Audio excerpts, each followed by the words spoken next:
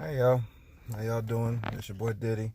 I just finished watching Spider-Man Far From Home, and we about to talk about this because yeah, I feel like in my eyes it was highly anticipated ever since damn Endgame. We wanted to see what happens next afterwards, and I'm not gonna lie, I'm not disappointed at all. That movie was great.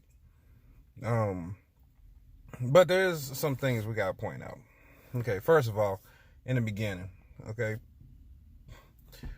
let's just say the post scenes from the new Endgame that's out in theaters right now, it happens in the beginning of Spider-Man. So basically, if you don't want to go through 3 hours just to watch the deleted scenes, don't worry, you're not missing nothing. That was bullshit. But everything between the movie itself, like some of the things that you see in the commercial, you're not going to see in this movie. Like where he's talking shit to the cops, talking about you doing your job. Didn't see that one damn bit. They just go straight to the vacation after this little town meeting and everything. But of course, if y'all some comic book heads, yes, Mysterio plotted out all those weather things, the water, the fire, this, that, and thing. He wanted to be. I thought it was gonna be like try to claim himself to be the hero, which basically it was, but it was more like revenge on Tony Stark. Even in the grave, Tony Stark still gets attacked at. Like, no one likes Tony. Okay, apparently Tony Stark took some technology. If you've seen from Civil War, in the beginning of Civil War, where he had this hologram of him and his parents.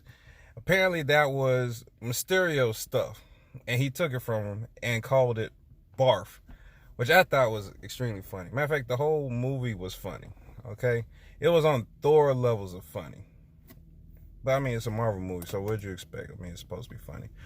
But what other things I pay attention to? Like, oh, Hogan was definitely on Aunt May hard in this movie. And I think that's kind of weird for the simple fact that when Iron Man was alive, he was on Aunt May hard. But, I mean, they're best friends, so bro code. Other than that, like, there's a lot more action in this one than Homecoming. Way more action. The fighting scenes was great. Of course, Mysterio had all his illusions. He had so many illusions in this movie. You would have thought the rest of the movie was illusion. That's how many illusions was it? Like when it got time to doing Mysterio fighting Spider-Man, like you was confused. Like you thought the illusions was over, and then it wasn't. It was just a roller coaster all to itself, which was crazy. Spider-Man's my favorite superhero, so this was just exciting, and I just had to do this review. Now, spoilers. We have to talk about the mid and the end post scenes. If you don't want to hear it, then cut this damn movie off. But I got to say it because this shit had me in the movie theaters like, what the fuck, okay? Now, the mid scene, okay? Spider-Man and MJ just got off their date. He's dressed in a Spider-Man costume. They swinging around the city. He drops her off, asks her if she okay. You know, of course, she just weirded out, just scared out her damn mind because she just been around the city in the air majority of the time. Then just out of nowhere, a news break happens. News break comes on, and it sends back video recordings of the fight scene between Mysterio and Spider-Man.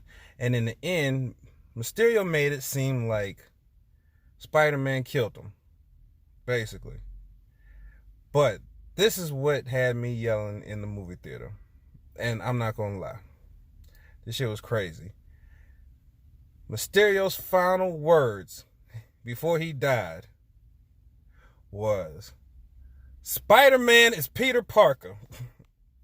And he showed a picture of him, and then it just cut the scene right then and there. That shit had me like, what the fuck? I wanted that to be the illusion right there. But it wasn't. There was no more illusion. So that means the city of New York knows that Spider-Man is Peter Parker. I gotta see this movie, okay? Now, the end post scene, of course, it had now what's that dude's name? Oh gosh, it had Maria Hill and Nick Fury, and they driving in the car listening to some weird ass music. Then just out of nowhere, they turned into scrolls. Yo, they were the scrolls during Spider-Man Far From Home. So Talos, or whatever the dude's name is, I can't pronounce these damn names like that. But video time someone talking about mission's over. If you want to, you can come over, because people was asking about the Avengers. I ain't know what to tell them. I mean, then it hangs up. Comes to find out, that was Nick Fury on vacation with the other scrolls. So basically, he wasn't in the movie. That's basically what it was. He wasn't in the movie. The scrolls took over his body during the whole Spider-Man Far From Home. He wasn't even in it. He was with the scrolls, chilling. I don't know what to say to that. It had me wondering what, but you know, whatever. I gotta see what's the next movie coming up, because I know Spider-Man Academy should be coming out. I don't know when, but yo, this shit got me interested in what happens next. I enjoyed the movie. I suggest y'all go to see the movie. Y'all won't be disappointed. I must admit, it was a little bit longer than need be, but you know what? No complaints here, even though that basically was a complaint. Hey, wait, can I say something real quick? One thing I can't stand, and this is what, Marvel's 22nd movie? One thing I can't stand about Marvel movies. Now, when the movie ends and goes to the credits, one thing I cannot stand, people start leaving. I don't, you know what?